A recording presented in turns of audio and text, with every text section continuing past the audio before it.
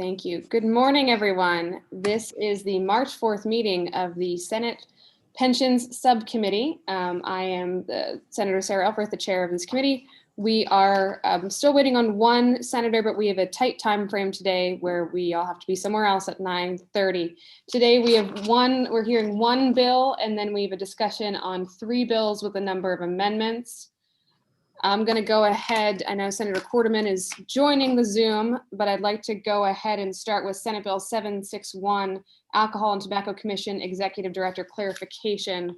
Committee members, this is my bill that was brought to me by interested parties. When we made the change for the Alcohol and Tobacco Commission a few years back, we left somebody out, and that somebody is the executive director when it comes to the pension system. So this bill requires that the executive director of the Alcohol and Tobacco Commission be a sworn police officer with specified powers and a member of law enforcement pension system, LEOPS, as a condition of employment. It transfers any service credit of any applicable member and employer contributions earned by the executive director in the employee's pension system between December 1st, 2020 and the bill's effective date. It will take place June 1st. We are joined by the person that we are talking about, Jeff Kelly, who has been in state service for quite some time, and we want to make sure that we honor his pension obligations. Mr. Kelly, if you would like to tell us a little bit about the situation or add anything, we're all ears. You're on mute. Still on mute. Kim, could you unmute Mr. Kelly? Got it. Thank you very much, Madam Chair. I appreciate that. Yeah, this is weird for me. My name is Jeff Kelly, and I'm here representing myself, which is a very unusual circumstance to be in, but I appreciate your efforts and desire to hopefully help me out with this. Back in 2019, the Alcohol and Tobacco Commission was created by House Bill 1052. And the Maryland General Assembly went through great pains in the special sections after the text of the bill to make sure that all employees who transferred kept their salary, their benefits, their pension, everything. And then in 2020 session, the bill was further clarified. And in that, certain definitions started to come out. As I was reading it, I realized that I was in the position of being excised from my pension, essentially. I've been here for almost 19 years, and you certainly make life plans based on your service at that point.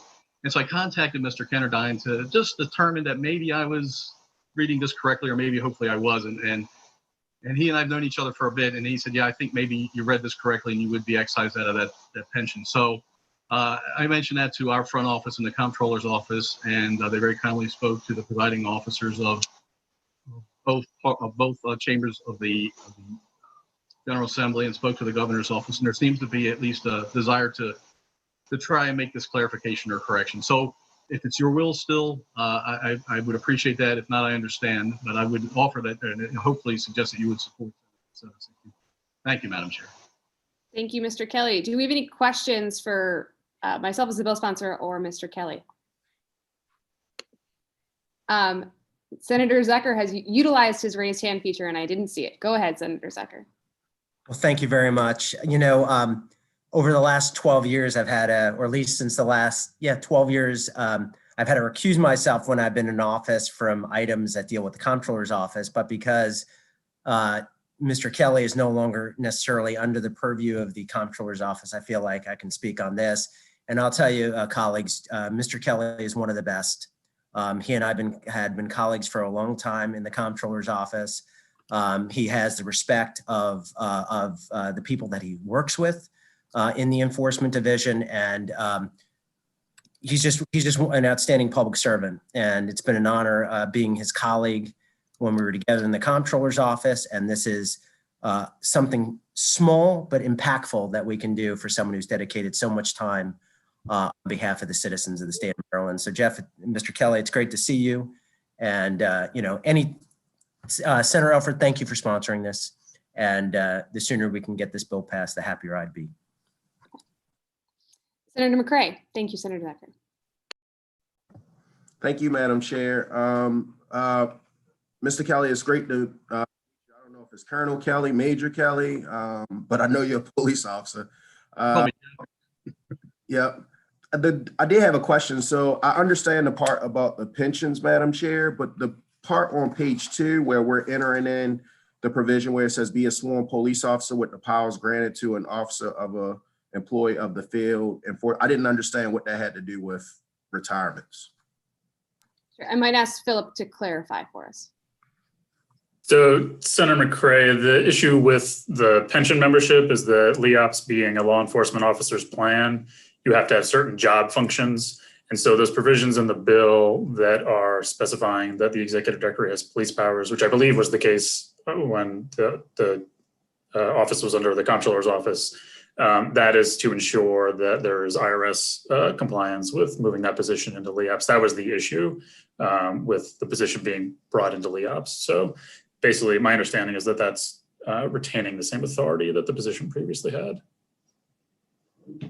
Oh, I got you. And I don't know whether that position has to be a police officer, but I just feel as though now that we're putting it in statute that going forward, this is going to always have to be a police officer. I don't know if Mr. Kelly, I don't know if you want to comment, but like, I don't know whether that executive director could be non-police or police, depending on the governor's discretion. But I know that it's put in here at this moment that is only going to be one vehicle, and that person's going to have to be a police. Senator McCrae, I appreciate your concern about that, and I completely understand it. The vicarious liability is a serious issue, and the person who is the executive director of this commission will be vicariously liable for all of the activities of the commission, and a large portion of that are field enforcement activities. And I've always held, and I think it still is important, that the person who directs that operation is someone who understands law enforcement, understands the elements of crimes, understands how search warrants and other activities are performed, and can, from a distance of not being immediately too close to the investigation, be able to review these documents, review the evidence, review all the information before saying, yes, move forward. And that's the role that I've always had, that I had being the director of the Field Enforcement Division, is to be that backstop. And I would suggest that I've been in law enforcement for probably 39 years or so, and in areas of senior management for most of that. And in this role in particular for close to 14 years. And I take that obligation to scrutinize what we do very seriously. And I guess I'd say at that point, I probably have done more felony arrests and search warrants in the Field Enforcement Division than in 21 years with Anne Arundel County Police. And that's because the type of work, and it's not to say it's the most serious of felonies, and I understand it, and I think that person needs to understand it. But nonetheless, the type of interactions that take place impact people. And I think I've got a track record that shows I'm very judicious and responsible.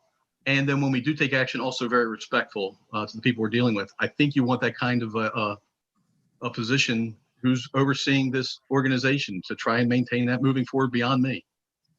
Thank you. One last question, Madam Chair.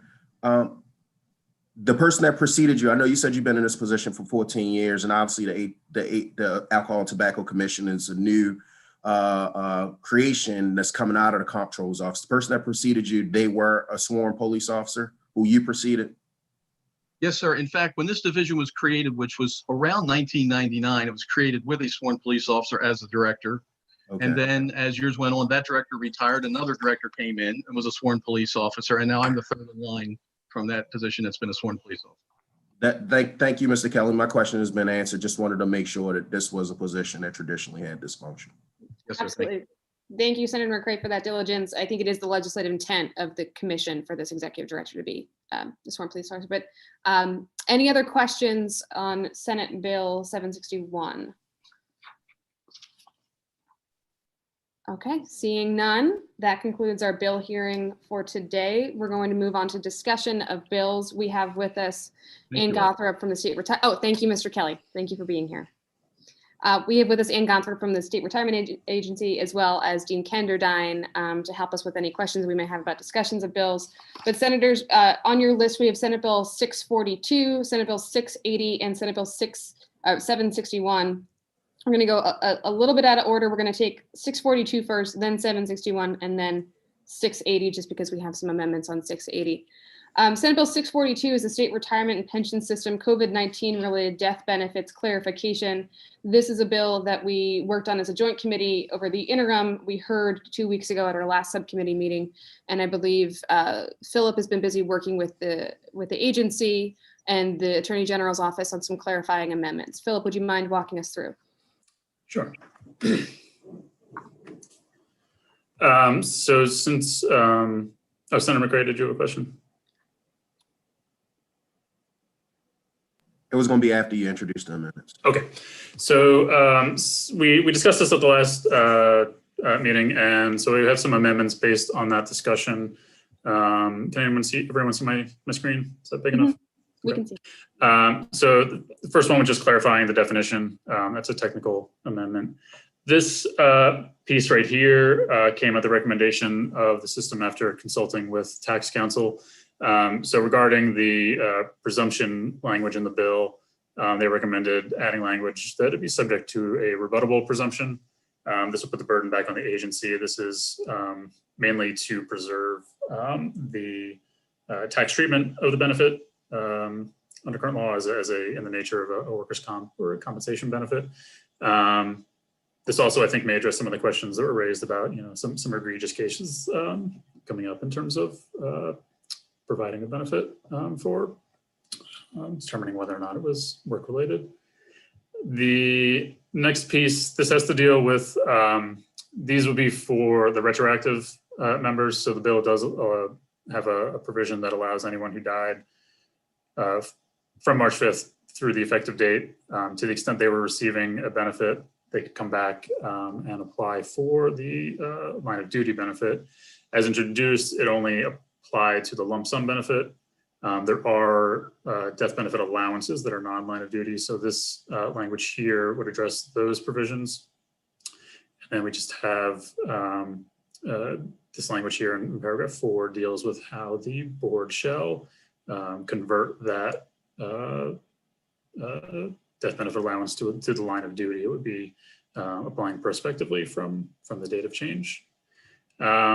Here, it's just a change. The first report requires information on those retroactive award payments. Initially, as introduced, it was June 15th. Since they have until August 31st to reach out to the agency, bump that back to September 15th.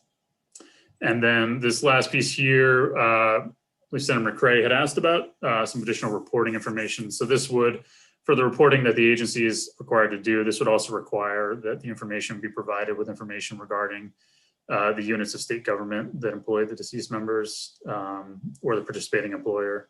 And then a provision here just specifying that present that information in a way that protects the privacy of a deceased member. If you have a situation where it's a very small unit and one person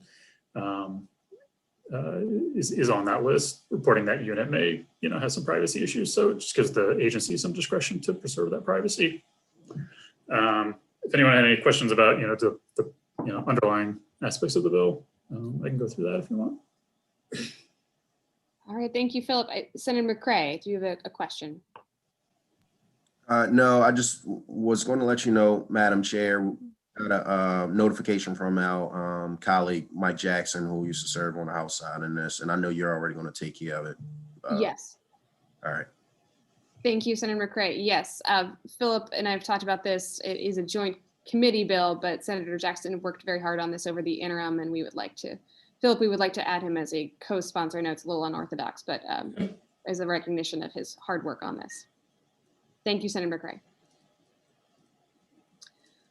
Any other questions or comments for Philip on the amendments or the bill as a whole? Okay, thank you, Philip, for working so diligently, and thank you to the agency for improving this bill as we've worked on it over the past few months. Is there a motion on the amendments? Move the amendments. Thank you, Senator Zacher. Is there a second? Second. Okay, all those in favor, Jim, if we could turn Senator Rosepipe, you could turn your camera on so I can just see you quickly. All those in favor, please raise your hand of the amendments. Senator McCrae, I can't, oh, there you go. Thank you. Okay. Senator Rosepipe, we can't see you. We'll check in afterwards. Okay, is the amendments have a favorable? Move the bill as amended. Second. Thank you. All those in favor? Any opposed? Okay. Thank you very much. We will send that recommendation to the committee as a whole. Moving on to Senate Bill 761, the bill we just heard on the Alcohol and Tobacco Commission Executive Director clarification. I know we Move just favorable. heard it. Oh, sorry. Before we do that, Philip has a possible amendment for us that we wanted to discuss. Yes, this came from the State Retirement Agency. As you all recall, Executive Director Kenderdine is retiring imminently. And as part of their review and preparation, existing law has a provision where certain agency heads have immediate vesting rights. And in their review, the agency determined that the executive director for the system does not have that same right afforded. And so we have an amendment here before you. It's the yellow portion that you'll see that would just specify that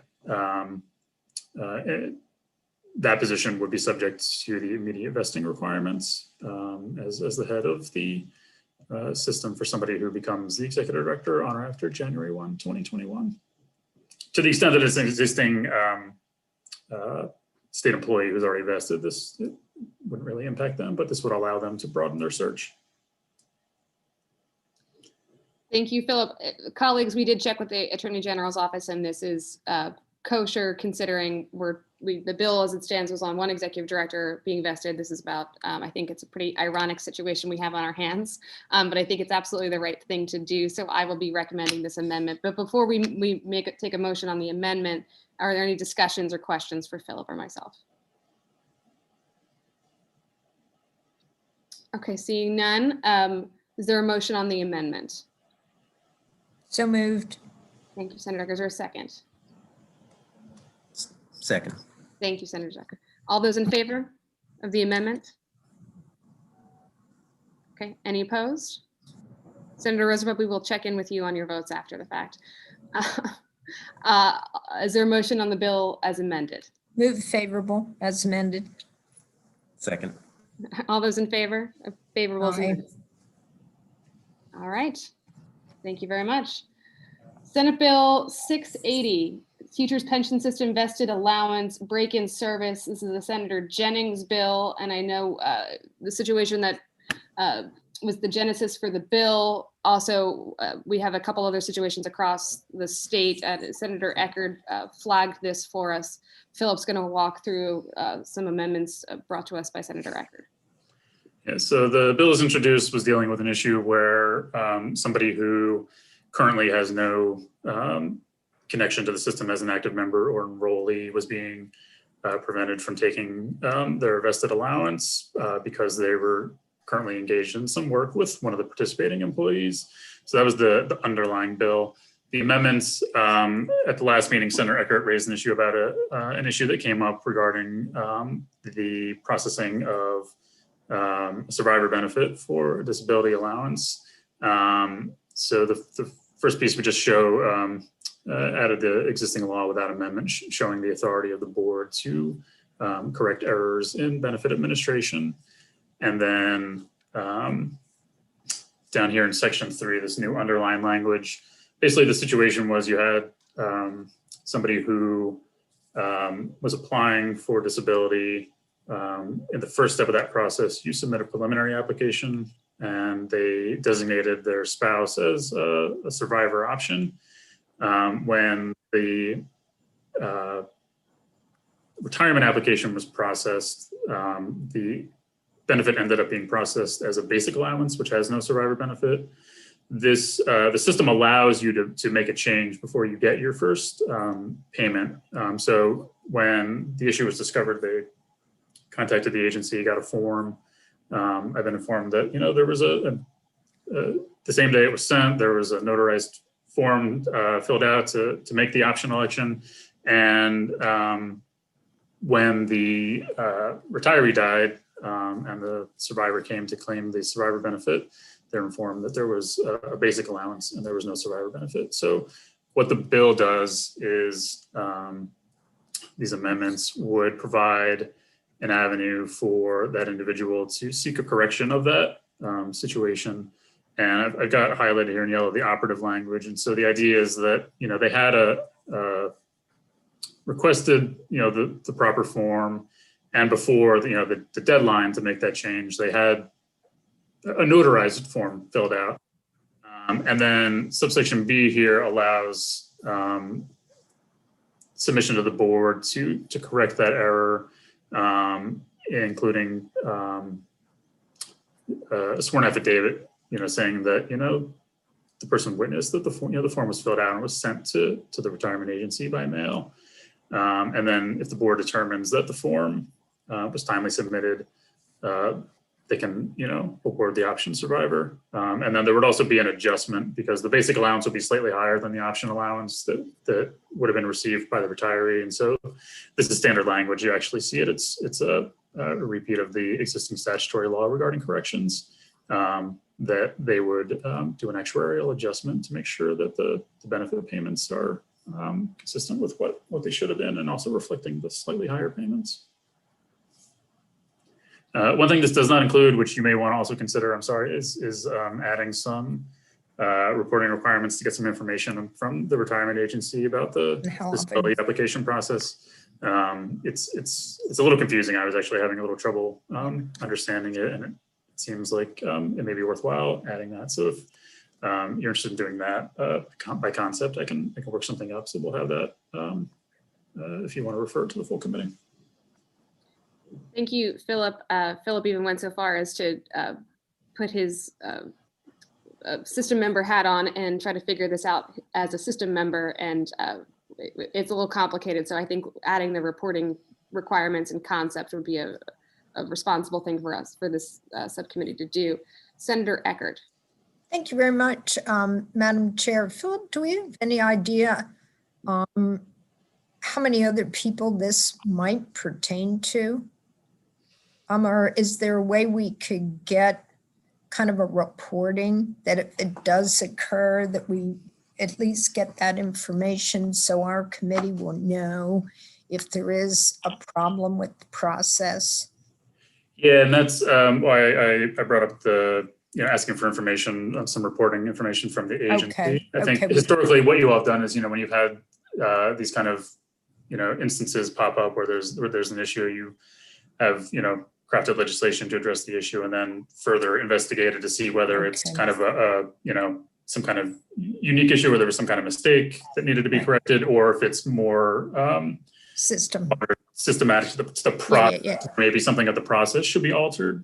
So I think it'd be useful to request some information on, I think in particular, the number of preliminary applications for those applications when they're picking the survivor benefit, maybe get some information on when that changes. Because one thing I noticed is the preliminary application only has 2 choices for options, whereas the full retirement application, you have the basic and then there's 6 options. So there is some limitation to the preliminary in terms of what can be selected, which may have led to some other issues too, in terms of, properly administering. Yeah, I think just the time frame in there and this particular situation, of the individual involved could complicate the whole thing. That's why I was curious, under what circumstances or how often does this happen? Or is it just kind of a random thing? Right. Yeah. And I think here, it seems like there was, some kind of error made and right. The board does have authority to correct errors. That's, allowed under, IRS, they're allowed to correct the errors to fix that. Got it. Thank you. That's helpful to know. Thank you. Before we move on the amendment, can I just see a show of hands whether conceptually adding some reporting requirements here would be amenable to the subcommittee? Okay, Philip, conceptually, we would like to move forward with that amendment. Okay, is there a motion on the Senator Eckert amendment? Motion. Moved. Second. Okay, all those in favor? Okay. Now, is there a motion on the bill as amended?